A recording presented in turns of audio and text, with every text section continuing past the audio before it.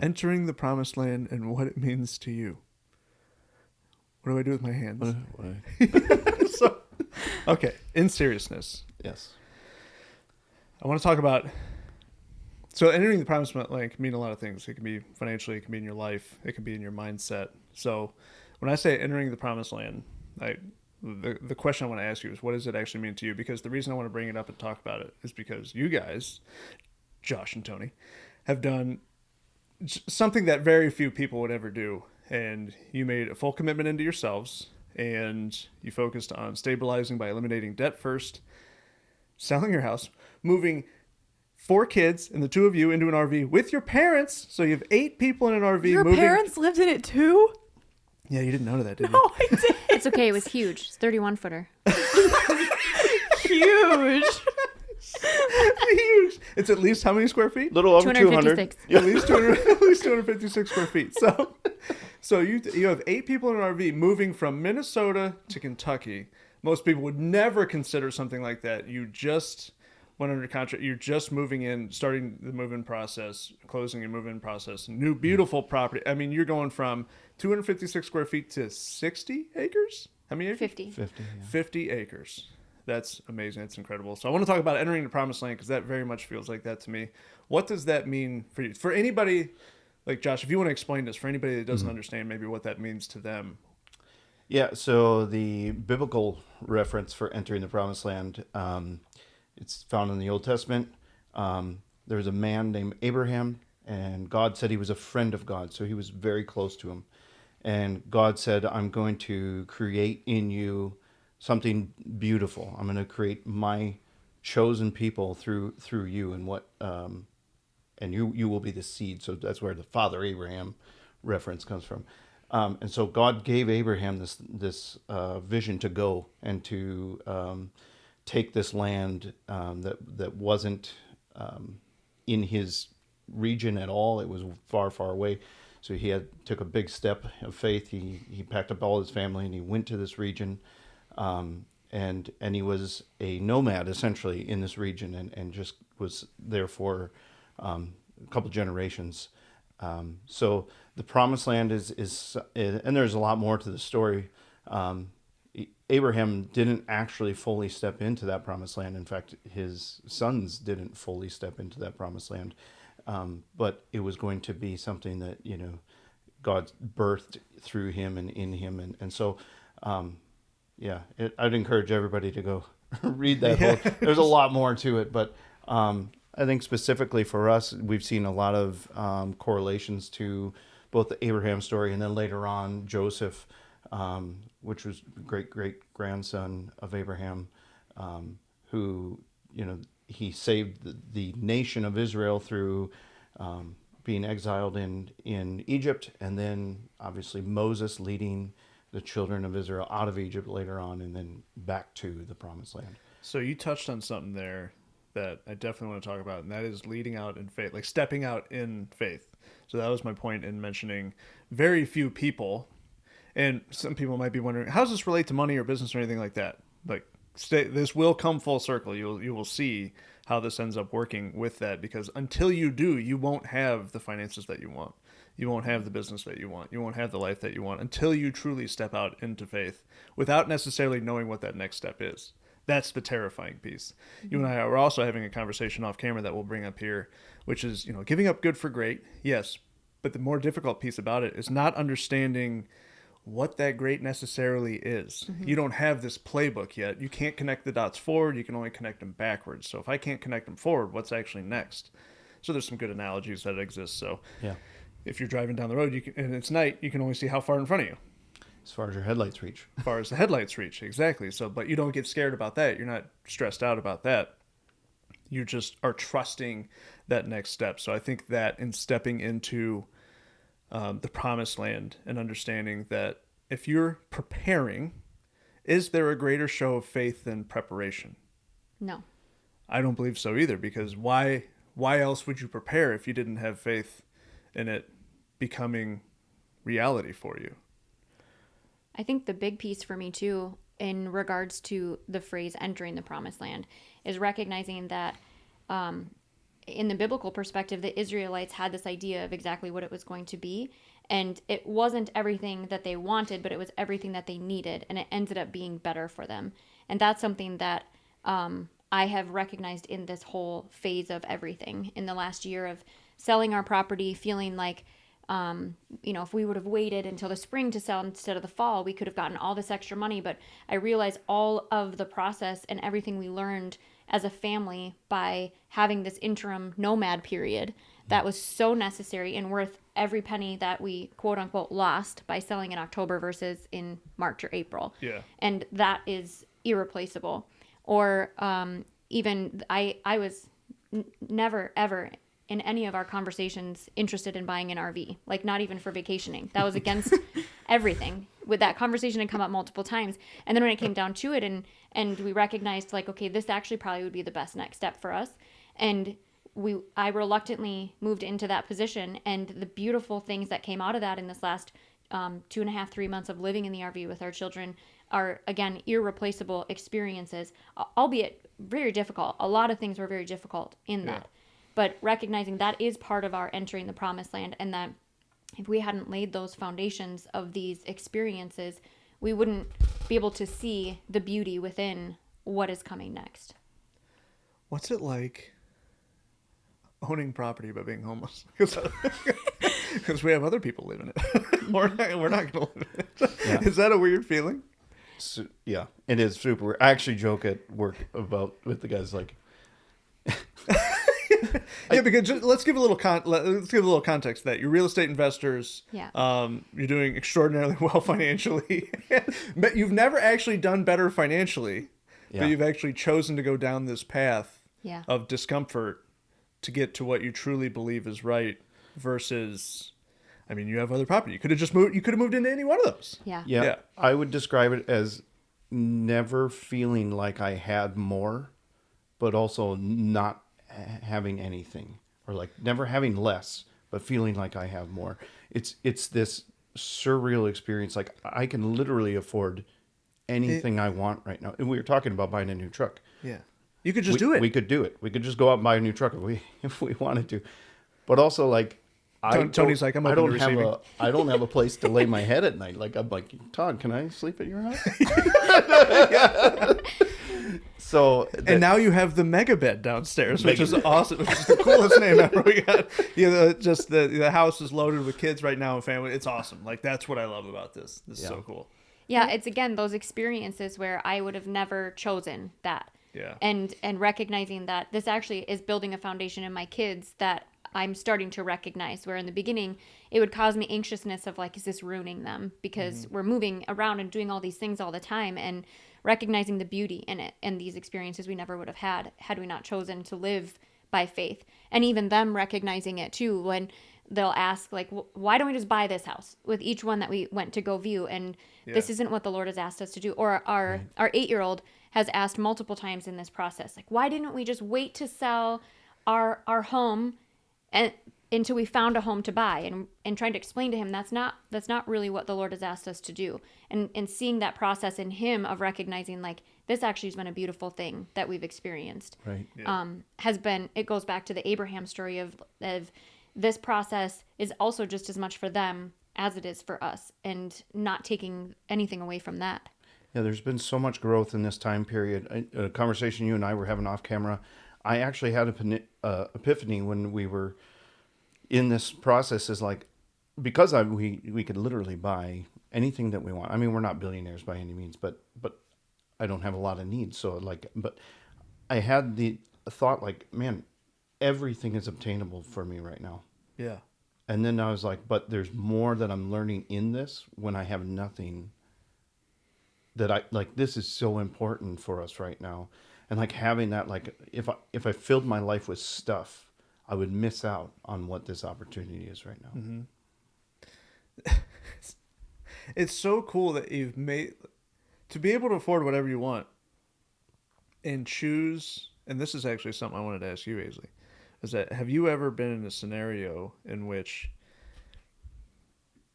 you don't know, like you're feeling called to something, you're feeling called to make a decision, okay, and maybe it's a decision that you don't want to make, but you're feeling called to it, how do you make that decision knowing that there's something better on the back end of it, but you don't know what it is? Like, have you ever had that feeling or had to do that? Oh, in hindsight, I definitely have. There's been plenty of times where I've been like felt called to do something, and you know in the back of your mind it's what needs to happen, but you just don't want to do it. You don't want the change, like you're scared of the change. Mm-hmm. And in my experience, God and life is going to make it happen no matter what, whether you want it to happen or not. So it's just better to make the change and listen to him than to just not do it. In my experience, I like to wait 6 months until it's so painful. that you Yes, can't until I ignore it. literally have no choice but to just make that decision. Yeah. That's a great experience. yeah, he knows I'm stubborn. I'm very stubborn. He knows I am the equivalent of the French bulldog downstairs, just standing there. Yes. Well, and that'll start to change the more you practice it. Yeah. And you guys talk about that a lot on all the episodes, is that the practice is part of everything that we're doing, whether it be in life, spirituality, finances, anything that you're doing. And we have had the opportunity in our marriage to practice it together. And I think that is what makes this even more powerful, is that we're making these decisions together. And we recognize when we both hear go, we don't question anymore. We just do it. So when he said, I think we need to buy the RV, I mean, I did question it for several hours, and then it was confirmed multiple times through multiple people that this is what we needed to do. And we didn't hesitate. We were like, okay. So, I mean, it was a Tuesday morning when he brought this idea to me, and then we were driving the RV home Wednesday evening, like the next day. And so we're making these decisions now really quickly, and we can see that acceleration because we've practiced listening and hearing and doing, and it doesn't take as long in hindsight. And we've seen the miracles and provisions in it. When we answer immediately, it goes so smoothly. Like, I don't know if you guys have been in the RV It's still market painful, lately. but it goes smoother. The RV market. The RV I am market, actively trying to avoid the RV market. it is hot, let me tell you that. It's a good Hot one. market. So the fact that we heard to get one and we got one the very next day, which is exactly what we wanted and for the right price. I mean, that's unheard of. We have some friends who own an RV dealership, and we'd even called him first that morning even.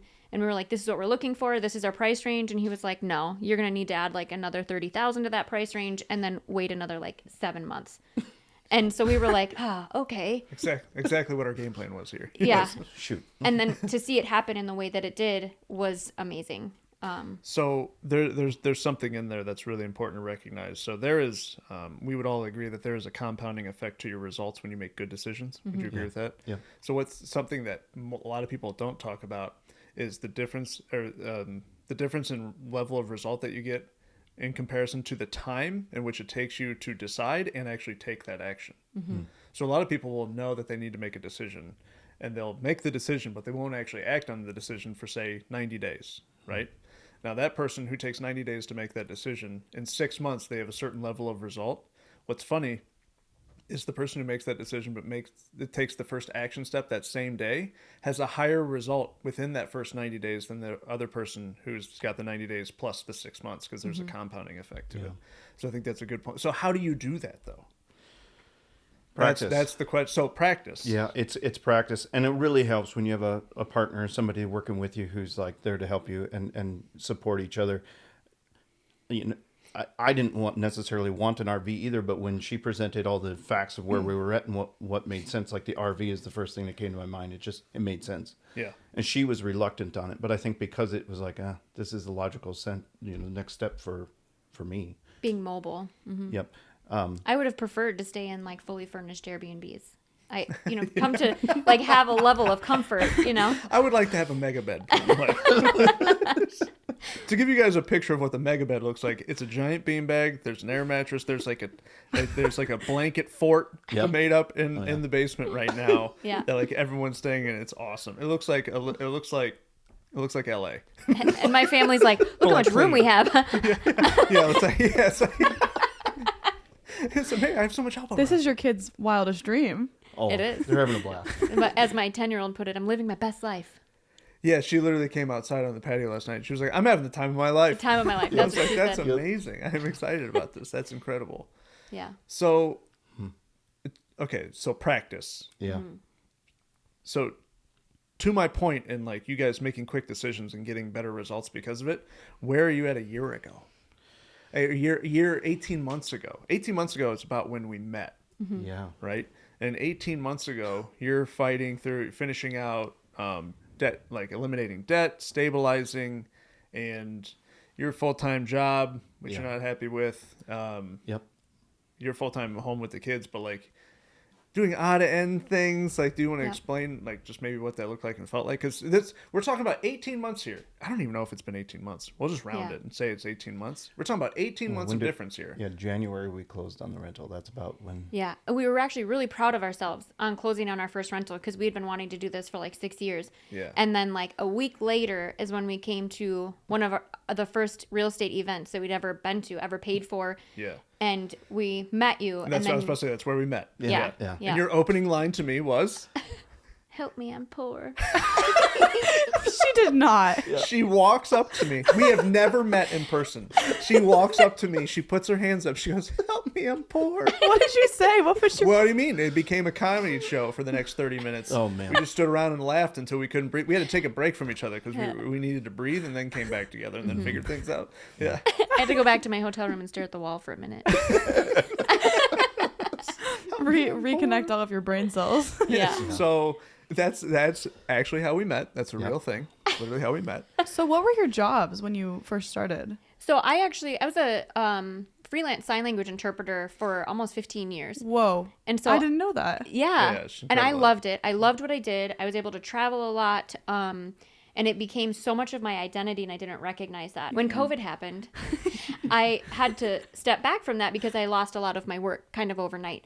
And then I was able to stay home with the kids and recognize like that was so much of my identity that wasn't truthfully who I was. Yeah. And because we had been so interested in real estate for so long, I was able to start catching up on more information. And that's when I had found this real estate community and was like, I want to get involved with this. And we actually had just gotten our tax return back, and it was the largest tax return we'd ever gotten. And so when we did the interview as to whether or not we were a good fit for the community, they were like, this is how much money it's going to be. And we were like, we're going to do it. And it was everything that we had in that savings account. And it was only because we had this tax return. Just perfect timing. It was Yeah, perfect it was. timing. It was.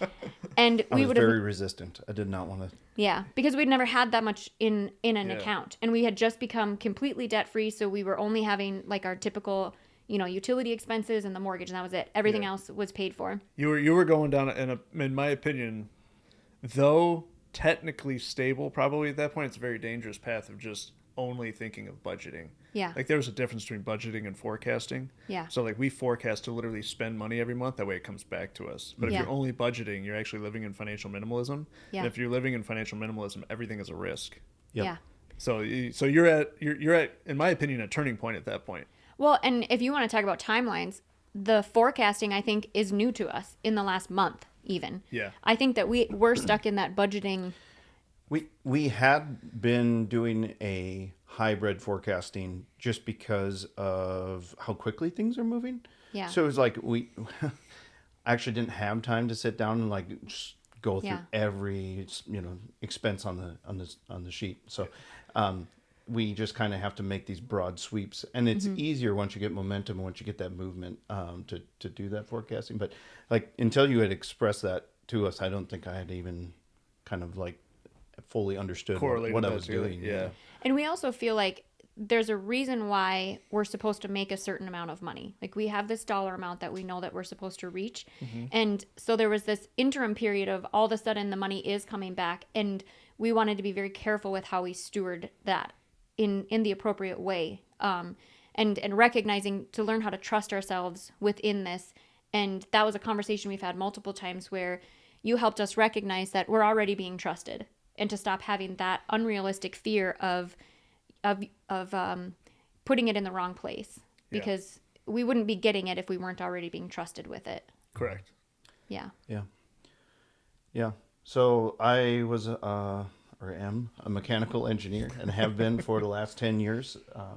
So that's my job. I have a W-2 position, and so I've always been the breadwinner, and what my income is. We started doing this 8 years ago or something. So we try to live off just my income, and everything that she brings in from interpreting Went to our debts, really. went to debt. And then after our debt was cleaned up, we started to put it away for investing. And so And you're also licensed, so you're an agent. And, I'm a licensed real estate agent in Minnesota, and then soon to be in Kentucky as well. She enjoys working for tips. Yep. Not quite 3%. I would like to discount that. All the agents listening right now are like, wait a second. So did you guys say you were comfortable before you started, like you bought your first rental? Were you comfortable or were you kind of struggling? No, we were comfortable. Okay, so you were like, Just become comfortable though. It was like new to us. Okay. Because now we were debt free, and it's like, ooh, that was a giant weight that was lifted. And like, in fact, we were so proud of ourselves. We had just bought our first rental, and it was Enter Todd.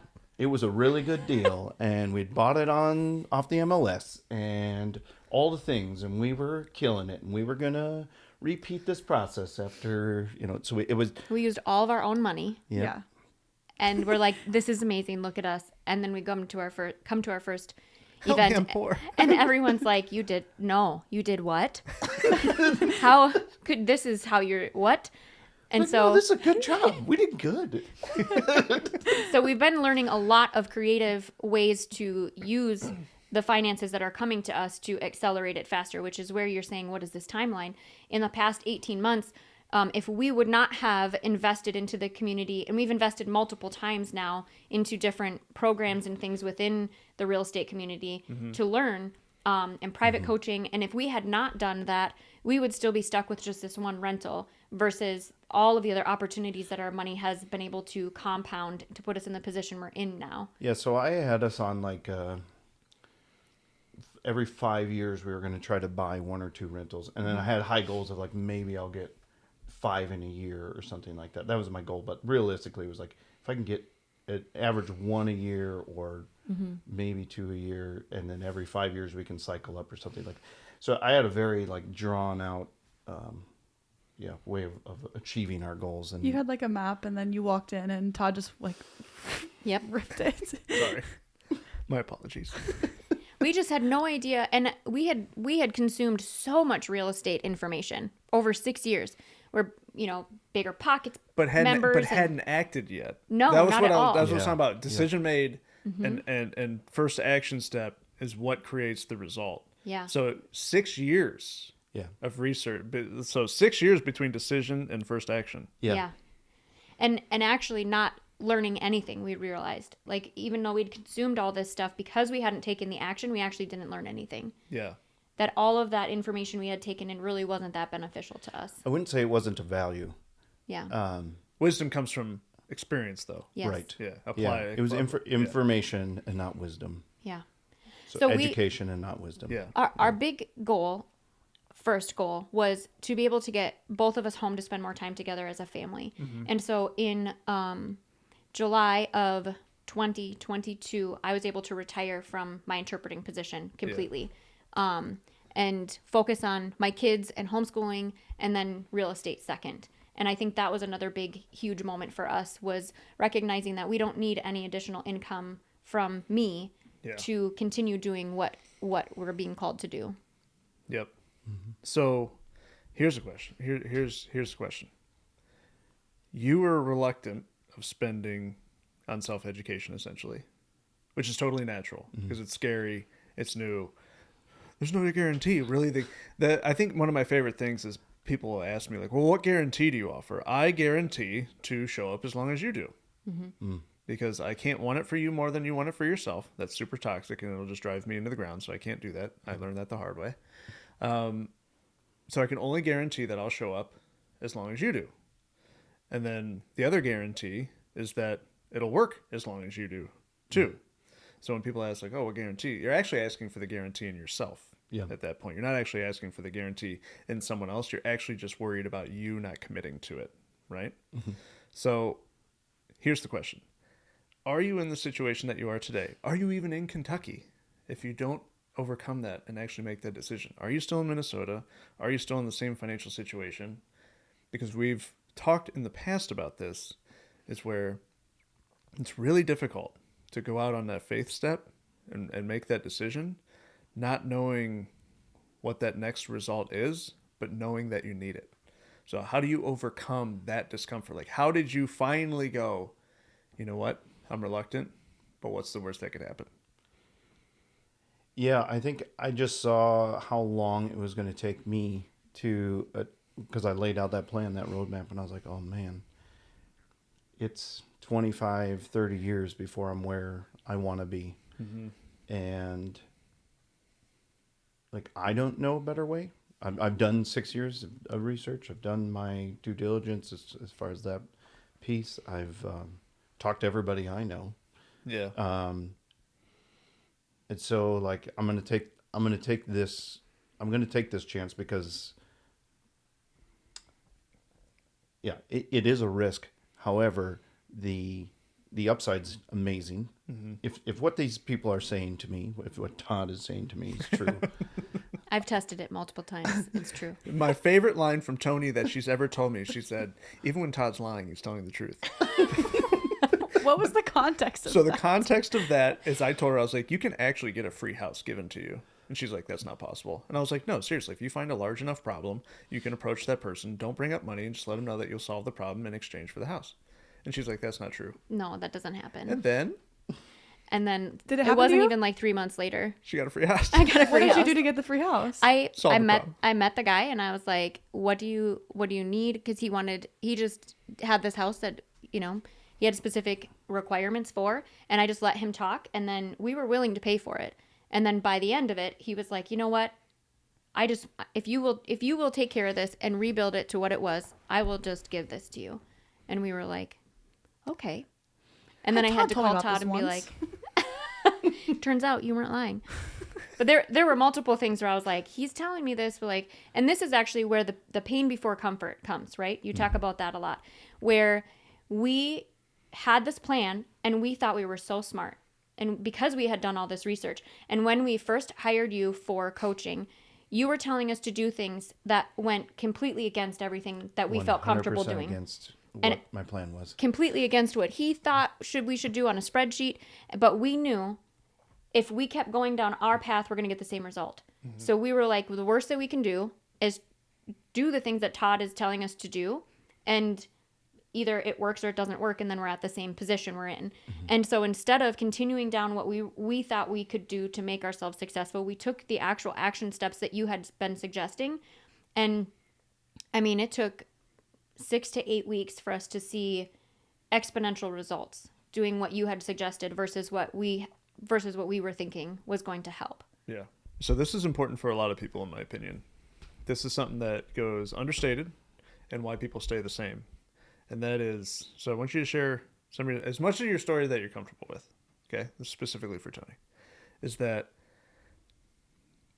I think it was actually during that first time that we ever met, I had asked you some questions about the value of money in your life and how it can benefit you. And you were very much so coming from a place of trauma where like, what we're going to get into here is what we're going to talk about is being open to receiving and understanding you're the value and not the money. And so what I had you do, I was like, I want you to ask everyone in the room if they would take your money, if they would borrow your money for an investment. And everybody in the room raises their hand, right? And then you go, oh, you don't want my money? I Why? remember this. Yeah. I remember this. Yeah. So, Yeah. That's coming from a place, and there's so many people like, okay, the mission is to end financial suffering, right? There's so many people that don't recognize that they're coming from a place of financial trauma, right? And they're correlating their trauma with finance. So that's why money is actually a bad thing to them subconsciously. That's why they struggle with money. And that's why they're not practicing it. They'd rather avoid their problems with it. It's easier to run away from it than it is to face it. So my question to you, which I think will help a lot of people, how did you overcome your money trauma? Because there was some real struggles in the beginning with like valuing you over the money and how the money could benefit you and be a tool versus pain. It equated to pain before. Yeah. I mean, I'm not sure I'm totally over that. Yeah. Well, Yeah. that is a great. So what I love about that answer, so like just in starting it that way is what Josh was talking about. Well, this is a practice. Most people think like I got to get to this finish line and then I'll be good. Yeah. It is an ongoing process and practice. So Yeah, I think that's actually a big piece of the understanding for me was that recognizing there isn't a finish line. And knowing that there's going to be steps along the way. And like I'd mentioned before, the biggest piece for me was trusting myself that we're stewarding it well when it comes. And for the longest time, and I even kind of joke about it now, which I should stop because our words are powerful. But for the longest time, I just would write it off as like money's fake. It's not real. Like it's not even something that really exists. It's something that is kind of pretend. And when I treated it that way, it responded that way to me in my life, where when I started recognizing it as a tool and a resource to provide for the goals and the ambitions and the things that I need to accomplish in my life, that's when things started acting in accordance to that as well. And so learning how to talk about it appropriately, I think, is what changed a lot for me within that, is not recognizing it as like something that won't come to me or is going to, when it leaves me, it won't come back. That was a big thing that we talked about. Mm-hmm. Being afraid that if I send this out, in regards to coaching, just the coaching piece alone, if I let this go, it's not going to come back to me. And if I had that mindset, then I wasn't going to take the action that was in accordance to it coming back to me. But when I changed it to say, this is going out so that it can come back tenfold, then it was coming back tenfold, sometimes 20-fold. Yeah. And so the big thing for me was changing how I spoke about it and recognizing it as a friend and a tool and treating it that way versus it being something that is scary or will take from me. Then your net worth increased like 800%. It was you like actually had the math up. 833% or something like that in 6 months when we started. Yeah, you had journey. you had the actual statistics on it. So Yeah. you and Aisley, you felt this before too. The understanding that money is actually a relationship. So you even called it a friend right there. Like, how would I treat this friend? If I treat this friend poorly, like the friend's not going to come back. So why would the money? Yeah. Yeah, like hoarding the money, just like keeping it all as much as you can. Did you have a fear of having money? Was that something you dealt with? I didn't realize that's what it was. Okay. But yes. Okay. And actually, this was something new also, like within the last 2 months, because we were trying to figure out how much money we had. That sounds so funny to say that out loud. This is why no one cares about our problems. How much money do I have? No, I say that all the time because I'll go to spend money, like a large amount, and I'll be like, you know what? I haven't looked at like my bank account or anything in like a month. How much money do I have? Most people are checking their bank app before they go to the grocery store. Yeah. Yeah, that's a trauma. Where I'm like, do I have enough in my checking from like my business account to spend? That like I just don't check anything ever. Yeah. Yeah, so literally the grocery store becomes a trauma at that point. Yeah. So we were so good at budgeting though. So like there was an account that I knew exactly how much a month I could spend on groceries. I knew exactly how much I could spend, and that was all in that account. So I always knew how much was in that account, right? So that was a little different than I think most people. But because of the different businesses we run, I had separate accounts for everything. Well, then when more money started coming in, our personal account started growing, and I had fear seeing that number grow. And I didn't realize that's what it was until recently. So what I did is I went into the bank. Like I spent my own time going into the bank and setting up new accounts and giving them cute little names. And I would take money and hide them in different accounts so that I couldn't see it. Because I had a fear, again, didn't recognize that's what it was, that if I saw it in there, I would spend it inappropriately. Which is actually not a problem I have, interestingly enough. You've never been a bad steward. Right. Yeah.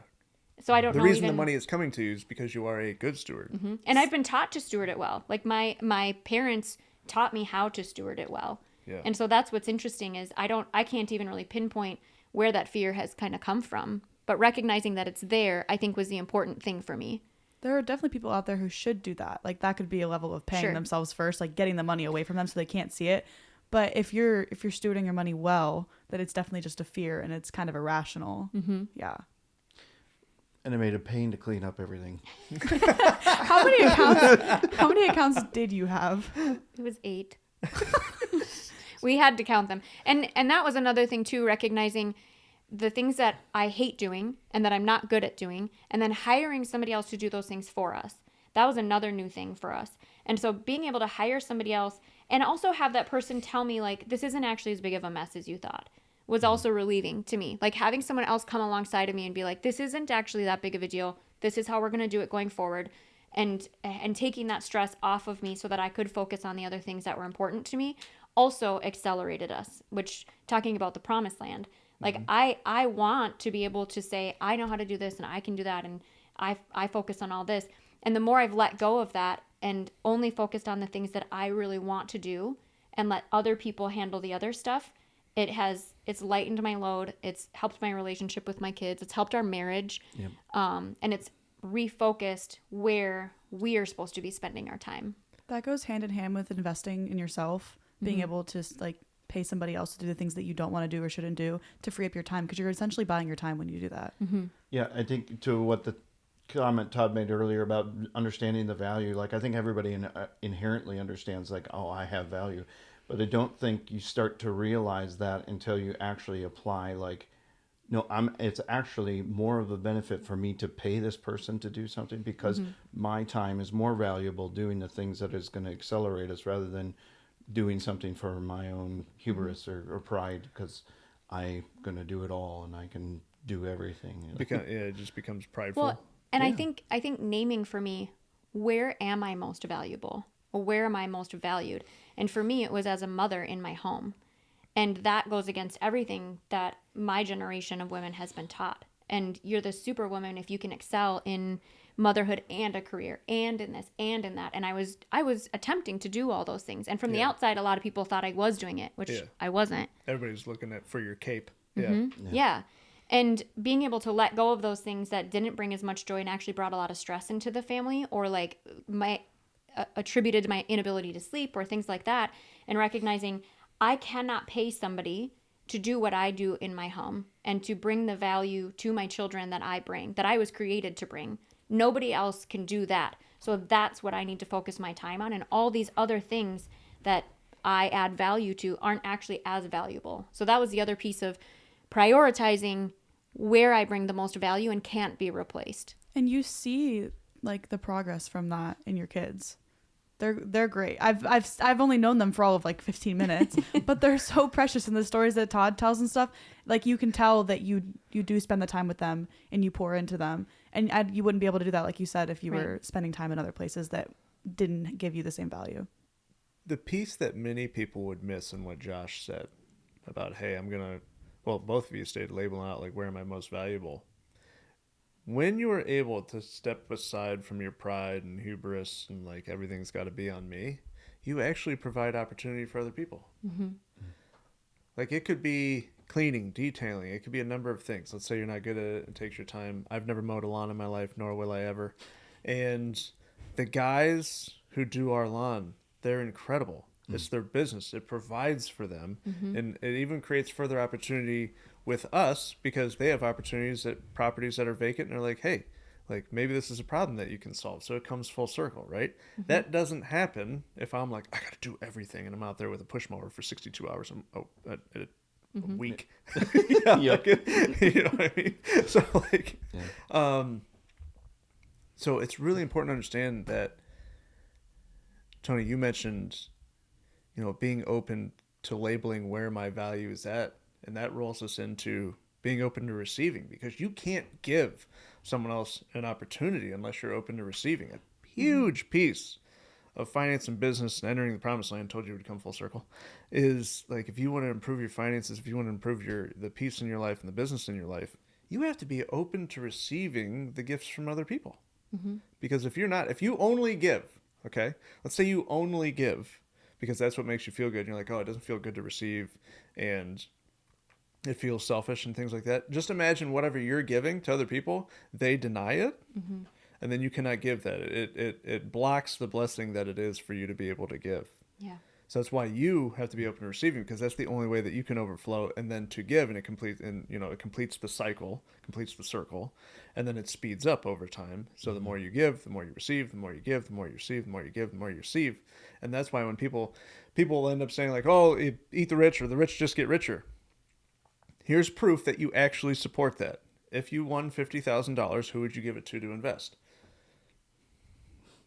Somebody that knew what to do with it. You're going to give it to the rich guy because they know what to do with it.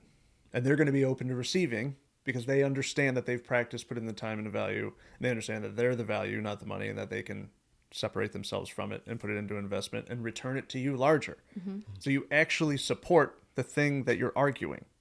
And I think that is one of the big things that we've learned, and it's solidified more in this nomad time for us. So instead of selling and moving right into the next property, we have actually had many opportunities to learn how to receive. Yeah. And that was painful in the beginning for us because we were so used to being the ones giving, and learning how to receive in this time is part of, I think, that practicing well and where we are, where we're at, because we are learning how to receive what's going on around us too.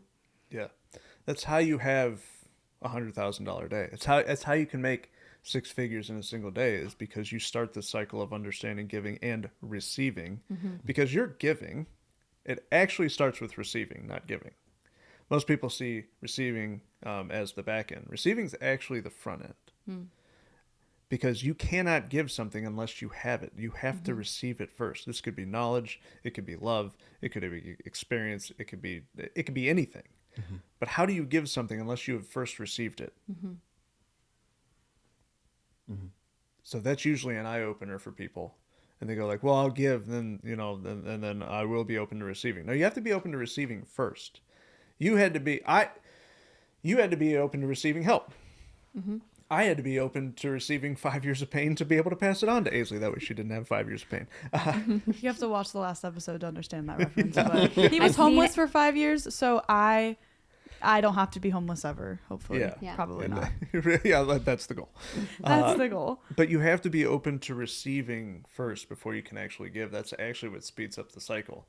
So if you've ever met anybody who just refuses to receive, it's extremely difficult to be around that person, right? And on the exact opposite end of the spectrum is the person who's needy. So you're talking about your relationship with money. If you ever been around someone who's needy, yeah, like you ever want to be around them?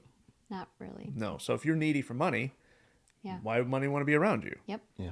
So you have to be, understanding of the balance. So like when you have an opportunity to give and you're feeling called to give and you don't give, that goes back to our original conversation of how do you make that decision? How do you take that action step, not knowing what's next, but you know it's right? It's extremely difficult to do. To give a little bit of practicality to it, the two things that we did from the beginning to start practicing this was hiring somebody to do our oil changes. And at the time that we did that, it was not really affordable for us to do that. But we made the commitment that it was more important for Josh. And this is only a couple years ago. Yes, probably 4 years ago. This Three, is 4 years Maybe ago. even 2 years. Yeah, it was. in between 2 and 4 years ago. Yeah. Yeah. And you started the conversation with, "Well, I can buy whatever I want," but Yes, that's what I just wanted to give practicality because I know sometimes, like if you watch podcasts and things like this, like I remember watching real estate things and being like, "Well, that's nice for you, right?" Yes. There's no way that I could get there. yes. And to now I've come full circle to meeting you and being like, "Well, if you can do it, I can do it." No, but from the very beginning, Shoe like fits. learning how to like let somebody else do that, and to me, it came down to it is more important for the 2 days out of the week that you can be home, that you're not out in the garage spending 3 hours changing oil on our vehicles. So we're gonna pay for somebody else to do that. We did it with a coupon initially, right? But that, and then the other thing was, and this was only in the last year. This was last year. We chose to pay a service to plow our driveway. And in Minnesota, that happens a lot. And so Yeah. that gave us It's back like mowing your lawn in the 30, wintertime. 40 hours of our winter. It did. It gave us back a lot of time.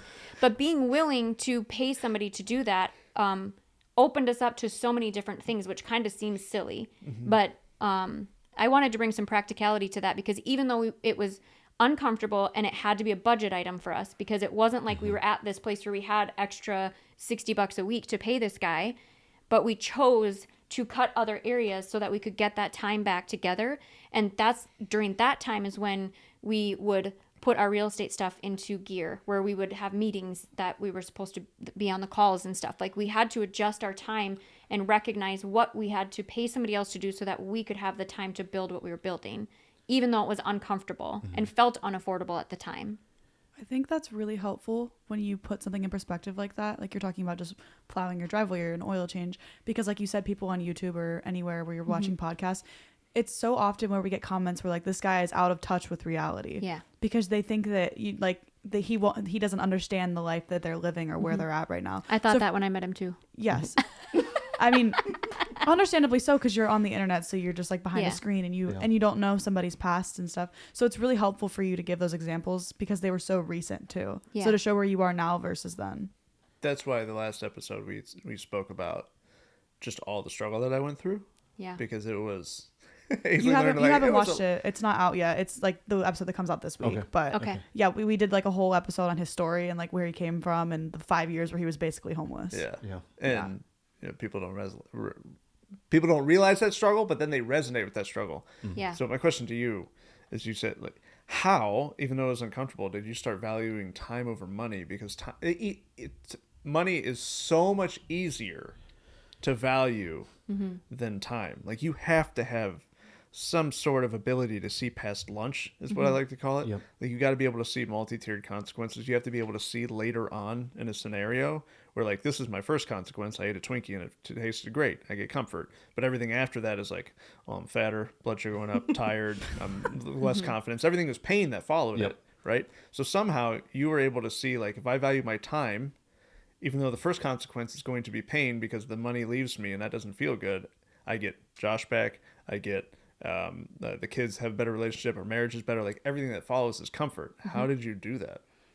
So the interesting part is that the time does not correlate directly to the money. So you think like, oh, I'm Yeah. going to give up this 3 hours of snow blowing. I'll be able to do 3 hours of real estate investing research or something. Yeah. And it doesn't work like that, which is why I think that it's so hard to get to this answer that you're talking about. Yeah. But I think, we talk a lot about, you and I sat out last night talking about like bandwidth or like my ability to take on more things. And when I have time freedom, I have mind freedom. And so when my wife is more happy because I'm home and spending time with my children, and I'm more happy because I'm playing ball with my kids in the backyard, all of a sudden like my whole life got better just because of my mood and just because of my attitude. And because of that then does correlate to good things happening.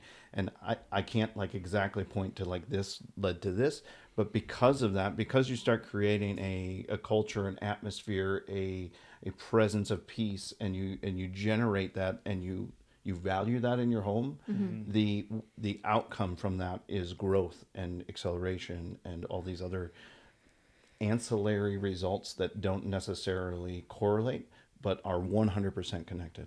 Yeah. So, talking about the promised land, last year we were in a position where we were very comfortable, to what your earlier question was, and we had multiple conversations of, do we really want to mess this up?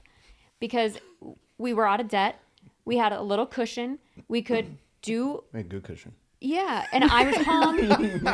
And then we were like, do we really want to try to make this real estate thing work? Do we really want to try to push more? Do we really want, because we know we're being called to these bigger things, but it was so easy to stay in our own little Egypt because we were being fed, we were being cared for, we had no needs.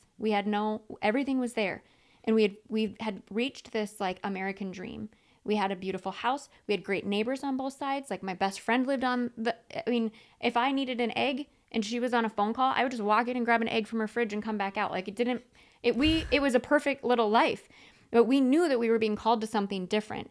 And the pain that we have gone through in this last year could be a whole nother book and everything. And the fact that we chose that Yeah. to get to the promised land is what the Israelites really went through in that time period. They intentionally put themselves in homelessness. They intentionally put themselves in a position where they didn't know where their food was coming from. They had to trust that something bigger was on the other side. They had to see beyond their headlights, to that analogy. And that's where we've been in this last year. And we're slowly coming to the end of this season of recognizing all of the experiences and the pain and the discomfort and what is to come next. Like, I can't even fathom it if we can continue to practice this. Well, and even seeing what's coming next. I mean, we're about to close on a home, God willing. But even that in itself, like it has a whole nother level of discomfort that's going to come with it. A whole bunch of things that we've never done before. A whole bunch of expenses we've never had before. A place we've never been. We don't know anybody there. We have no friends, no infrastructure. So, there is this like relief of like, oh, we see what's on the horizon, but in it is also this other discomfort of like, oh man. Why did I do this again? Yeah. But to what Tony says, like when you start practicing, you know that like that looks like a giant mountain, but there's a greatness on the other side of that, or on top of that, or wherever it is, and that's actually what I'm called to, and it's not about how much I make or earn or even how much people I can bless. It's who am I going to become when I get there. Yeah, there's an exciting piece of who you become. So you're talking about the difference between sight and vision. So a lot of people see sight and vision as the exact same thing, but in reality, sight's a vision of the eyes and vision's a function of the heart, right? So if you can only see, you talk about the mountain, like with sight, you can only see the mountain, so you stay the same, right? Even though the discomfort of eventually staying the same is far more painful than changing and growing. And a vision being a function of the heart, you're able to see through the mountain. You're able to see past the mountain. You're able to practice in faith. You're able to take the step. You're able to, what you talked about earlier with not knowing exactly where things are going to go, but I'm able to take the action step. I'm able to prepare because preparation is the greatest showing of faith that you can have. So you're able to do all those things due to the function of the heart and the vision versus just with sight. So most people just see with their eyes. So when they see, you've had people ask you, you're doing what? And how are you doing this? And this and that? And like all these questions. And then you say what it is. And then they go, well, must be nice. Yep. You get the must be nice, or you get the that's not for me, or that doesn't sound like possible. You get all the doubt, right? And then you see something else show up in their life where you're like, this, it's the exact opposite of what we just talked about. So going back to, you can't want it for them more than you want it for yourself, Right? Or you can't want it for them more than they want it for themselves. Excuse me. Yeah. And you taking the step out of Egypt because wow, by the way, because you had everything there. I don't think you recognize how similar our story is actually. Because at one point I didn't know where lunch was coming from. One time I had a guy show up, who's still a friend today. Entrepreneurs just know, you know what I mean? Somehow he knew. He showed up at my apartment and bought me groceries and took me to lunch that day. And that day I was wondering how I was going to eat. Yeah. No joke. I was at that point, and I was part of the 5 years. You're welcome. Thank You're you. welcome, Aisley. You don't have to deal with that now. You get the knowledge up front. You get the knowledge and the wisdom up front. You can avoid that. But I made that choice, just like you're talking about, like leaving Egypt. Like I could have called my parents, and my parents would have supported me. Like I made the choice to stay in the discomfort because I had to figure it out, because I knew something on the other end was going to be worth it. That was that faith in that. That's a really good comparison, not calling your parents. The same thing as them like moving into the RV. Like, Yeah. I have a question. When you moved into the RV, you didn't have like a property in mind yet, did you? You No. didn't have. You just moved in, leap of faith. You were all in, and you were just. Yep. And Here we at the go. time, did you know you wanted to move to Kentucky? Yes. Okay. Yeah. Kentucky has been on our radar for a long time. We don't know why necessarily. We're still finding that one At out. least 2 years. Yeah. Yeah.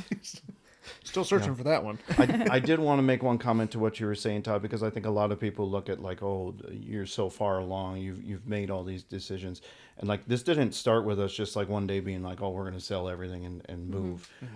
It started with saying yes to one thing at a time. It's saying like, for us, real estate is that thing, and we're gonna look at it, and we're not going to stop looking at it. Yep. And then it was just it's a practice of saying yes to a lot of small things that add up to really big things.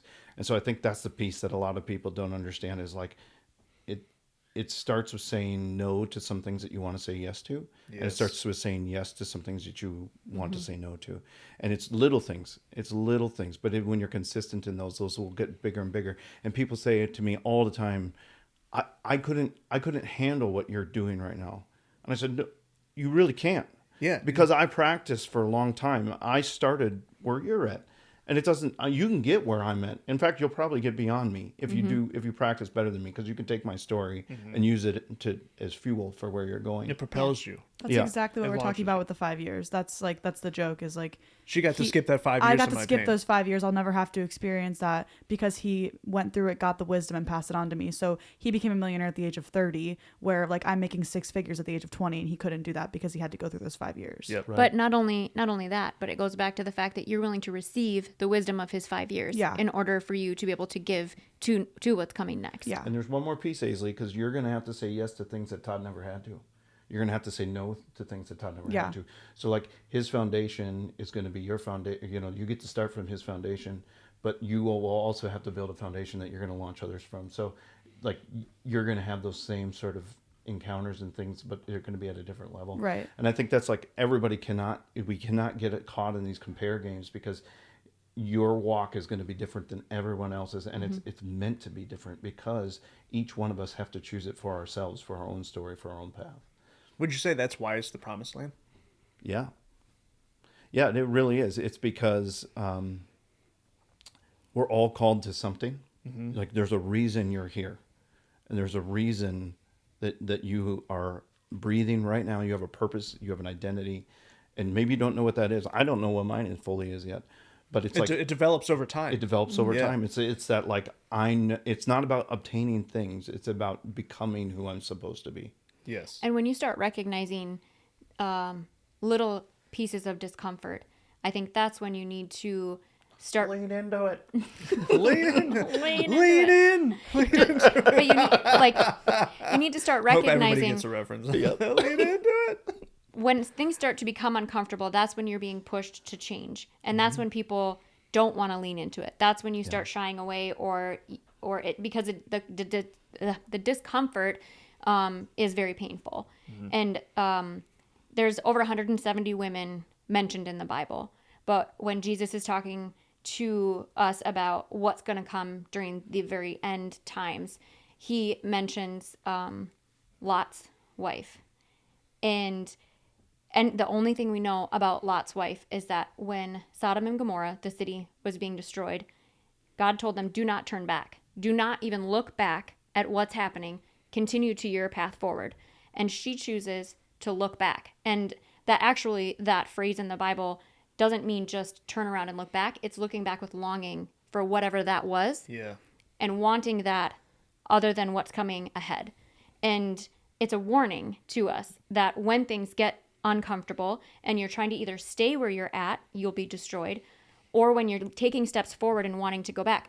2 weeks ago, before we had this house under contract, I was like, I am ready to go back to Minnesota. We gave it a good run. It was real. We tried real hard. No one's going to be mad. Yeah, no one's going to be It's okay. mad. Everyone's going to praise me for the effort that I put in. And it was actually my 10-year-old that asked me about that. She's like, what does it mean to be turned into a pillar of salt? And I was like, we can't go back. That's what that means. Yeah. And I don't even think she recognized the impact that had on me, because that's exactly what that warning is. That when that discomfort comes, you are being called to step out. And with each step, you're also being called to let go of the longing for the past, because whatever that is actually just comfort to keep you from the change and from the destiny that you have on your life. That is so difficult. I openly struggle with getting attached to things.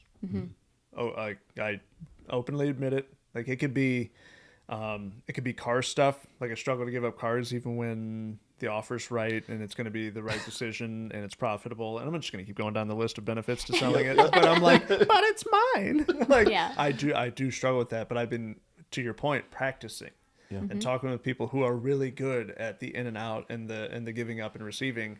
And I like to think that I've gotten better at it. And, either going through some of the most difficult business decisions I've ever had to make in the past few months, and physical items, like, getting attached to them, letting them go, and then seeing the benefit afterwards of like, oh, this is what that's actually about. I always see the picture. This is one that actually helps me. I think you might have posted this actually. Is I always see this picture of Jesus is kneeling in front of like this little girl. And she's got like this little bear, but he's hiding like this giant bear behind his back. And he's like, give me the little bear. I'm like, I struggle to give up the little bear. like that's me. I'm that little girl everybody knew with my arms. Like I have my mother's arms. That's what Yep. The softest hands in the world. Softest. I got typing fingers, no calluses. Remember that no mowing the lawn thing that we talked about? Yeah. Yeah. If you need a guy to mow your 50 acres, I know a guy. It's not me. I need somebody to bail it. Todd pulled out a screwdriver today, and I was like, "You own one of those?" I No think, way. He thought it was a pen when he bought it. so there was actually like a little pipe wrench pen that we have. It actually looks like a little tool, but it is a pen. See, I knew it. Yeah. We're friends. Yeah, we're friends. We do. He was things. confused. I think Poor guy. I think your dad left the screwdriver here, but Greg left that around here somewhere. We were looking for duct tape yesterday, and you were like, "It's not in the duct tape spot." I'm like, "You have A duct tape spot. Yeah, of course. I think it's at the store. the duct tape spot is Lowe's." Yeah. Oh, that is so difficult to do. When you were talking about like your purpose and as it develops and you question it, Yeah. I do that too. There are times where I'm going through something, and all these things are relative. Like, so my selling a car, it could be you're selling anything. Like it's like those are all relative things, because my early things wasn't selling a car because I didn't know where lunch was coming from. Right. It could be moving on from a game. It could be anything, because it's totally relative, and then you start to question, man, why this path? Yeah. So I'll see people struggle with certain things, and I'll go through something that I know is difficult, and I know to get to that next level, I had to make that decision. You know, to get the next investment, I had to give up what I thought was a good investment, and then I get the great one. Yeah. I know that people aren't willing to do that.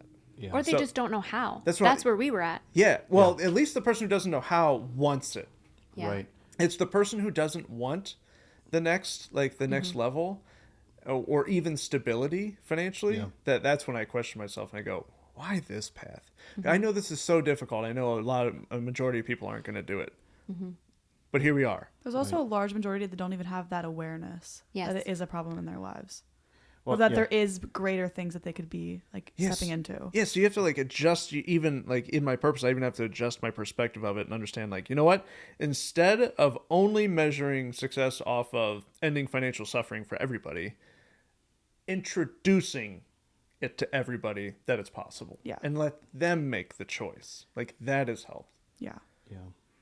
I think a common one, like I definitely struggled with this for years, is like finding when Tony talked to this a little bit with her career, but like when you get that great job, they've totally got their hook in you, and you just feel like, oh, I can't give up the healthcare, I can't give up that paycheck, I can't, like, yeah, I realize it's not really a dead end job, but the ladder is so tall and the rungs are so far apart. Like, I've got 5 years before I can make my next step, and 5 years before then the step after that, and then maybe I got to wait for somebody to retire or die, before I can make a move. And I think, like, if you can have that level of vision, then you can start to see, like, it's right back to the spreadsheet that I made of how long it would take us. Like, I was looking at 30 years before I would get to what I wanted to create, or maybe longer.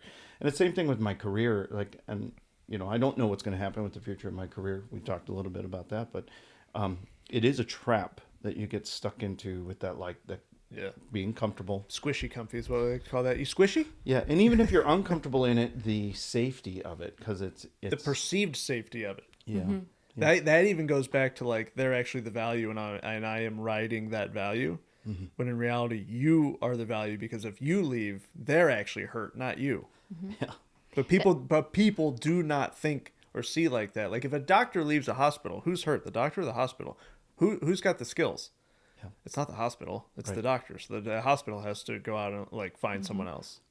Yeah, and you see this with certain individuals who, like, start their own clinic because they'll take their clients with them. They understand, like, oh, I'm the value here, and they can leave the hospital, and their clientele will follow them to wherever they land. And Right. it's just, they understood that they were the value, and that's like understanding that I'm the value is not just like one concept. It's like it's a continual, like, oh, I'm the value here, and here and here. Can you talk about when we had our first discussion about whether or not we were going to invest into the one-on-one coaching, and the phrase basically that changed everything for you and why you wanted to invest, when you were telling him, we have this amount of money, but this amount of money is specifically my seed money for this thing. I forgot about the seed money. Yes. Oh my God. I haven't heard you say the word seed ever since. I think I'm actually joyous about Because, that. and this is why I want him to speak it out, because I think there's a lot of people in the position that we were just in a year and a half ago, if it's even been that long, and had that same perspective, which I don't think was necessarily wrong. I think it was wise to think in that way, but we just had that shift when Yeah. you made these comments. Of where the seed goes. What's the seed money? What does that Yeah. mean? Yeah. So, the seed money, a lot of people think like, I need this to grow and start whatever I'm doing Like for a business. You Okay. have seed for, money. Yes, for business. yes. Yeah. Or an investment. Like, I've been saving this 10 grand because I'm going to invest this 10 grand. This 10 grand is going to become 15. Then I can take that seed. I'm going to replant that seed and that's going to grow. And so like I had this concept of like, I need to take this to plant it, to grow it. And then I realized like if I plant that seed in something else, like I'm relying on that thing to perform. But if I plant that seed in myself, then I control how it performs. And you get to move around with it instead of having to try to transplant it. Which Yeah, then I don't have it to can, pull it out over here and go stick it in over here.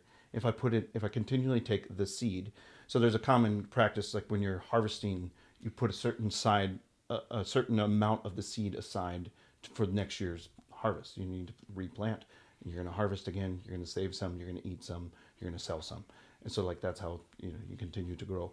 And so there's this thought of like, okay, if I'm planting my seed in other fields that aren't my own, like I am the field that I need to plant in. And like that's the mindset, the shift that happened is like, wait, I'm the value in which this seed should be spent on and planted. I should be sowing it into myself rather than these other places. And that's a hard concept to kind of understand. I know that like for whatever reason it clicked for me, and I'm hoping it will click for others. But So instead of taking the seed money that our intention was to put as another down payment of our own money into another rental to accelerate in the way we thought we were going to accelerate, we took that down payment, it was that large of an amount, and put it into one-on-one coaching. And within 6 weeks, it came back to us instead of having to wait 4 or 5 years. And all it took was one time for you to see that return, and it changed your mindset completely. completely. And so it's like when we do these episodes, when we're talking to the audience, we're like, just do it one time. Please just do it one time. Like you'll see it. But you can't, people don't realize it until they experience it themselves. Yeah. And to do that, you have to put yourself in the position to experience it. Yeah. Yeah. And it's vulnerable. It takes a lot Yeah. of trust. It takes a lot of Yeah. Especially when you're in the position we were in. Like that was the largest amount of money we've ever had in a bank account. And we actually had to sell things in order to get it there. Like it wasn't something that was comfortable letting go of unless we knew that it was going to grow. And putting it into ourselves, we weren't confident that it was going to grow. We didn't know. Yeah. Which is that right away we did everything that was suggested instead of the way that we thought it was going to go. And that's why it came back. Yeah. I love that story. That story never gets old. Actually,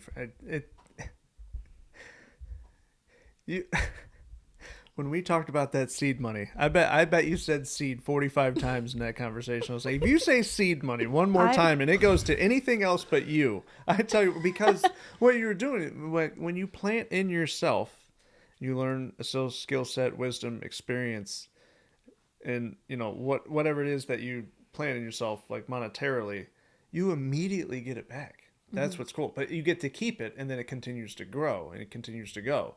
So a skill that you learn for $1,000 can become $100,000 in results in a very short period of time. So the more you're able to pour into yourself, and the more refined it is, like if you learn how to wholesale for $1,000, right, and you make $100,000 your first year, that $1,000 seed that you plant, your $1,000 seed money that is planted in you just became $100,000 seed money for whatever investment you want to make, but you get to keep it because you have that skill. Yeah. Like you growing your own value to get a better result, because your results are just the summation of the actions that you've taken up to that point.